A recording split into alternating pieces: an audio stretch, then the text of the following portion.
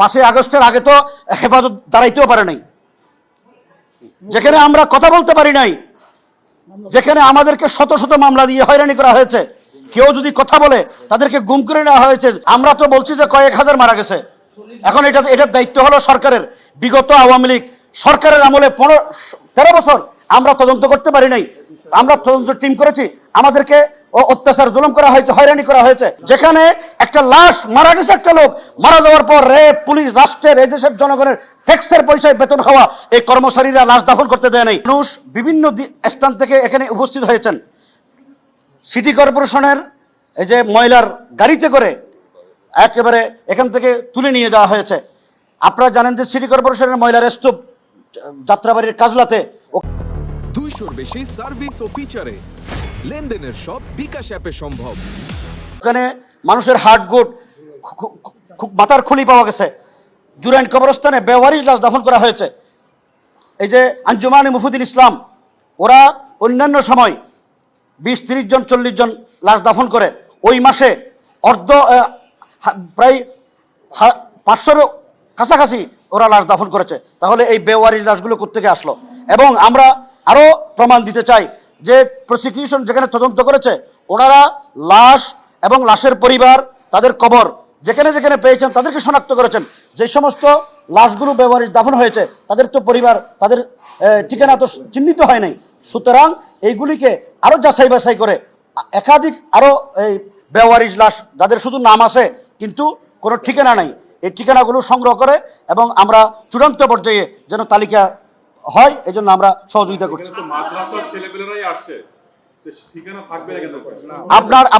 আপনার এই কথাটা ঠিক নয়। এদেশের সর্বস্তরের মানুষ এখানে উপস্থিত হয়েছে।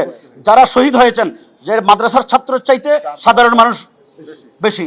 সুতরাং সর্বস্তরের তৌহিদি জনতা আসছে, শুধু মাদ্রাসার ছাত্র নয়। একটা বিভ্রান্তি চড়ানো হয়েছে যে মাদ্রাসায় তালাশ করলে তো পাবেন। মাদ্রাসা যারা, যে লক্ষ লক্ষ মানুষ যে সারা দেশ থেকে এসেছে, তাদেরকে আপনারা কি মানুষ মনে করেন না?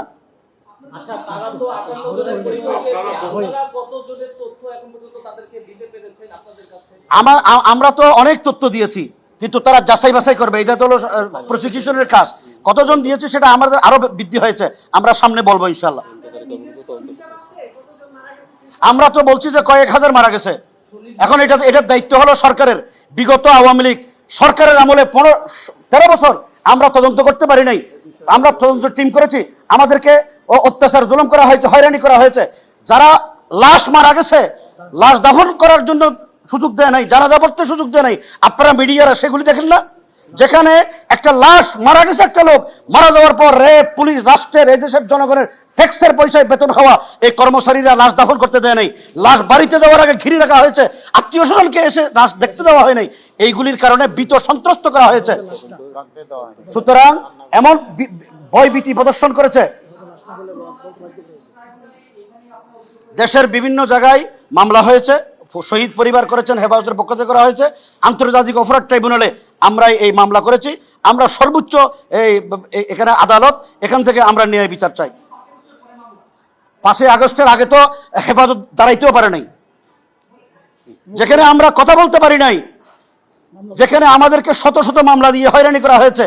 কেউ যদি কথা বলে তাদেরকে গুম করে নেওয়া হয়েছে, জঙ্গি বানিয়ে দেওয়া হয়েছে, সন্ত্রাসী বানিয়ে দেওয়া হয়েছে।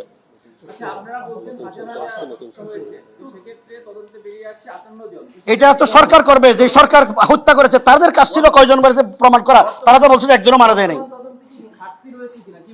আমরা মনে করছি যে বর্তমান যারা তদন্ত করছেন তারা সঠিকভাবে করছেন, যাচাই বাছাই করছেন, আন্তর্জাতিক মান বজায় রেখে করছেন। আমি বলছি যে এটা আপনারা সাংবাদিক, আপনারা মাটির তলা থেকে বের করতে পারেন, আসমানের উপর কি হয় এটা বের করতে পারেন, এটা বের করতে পারেন না কেন? তদন্ত চলছে, তদন্ত ইনশাআল্লাহ সামনে প্রমাণ করবে কয়জন মারা গেছে। থ্যাংক ইউ সবাইকে।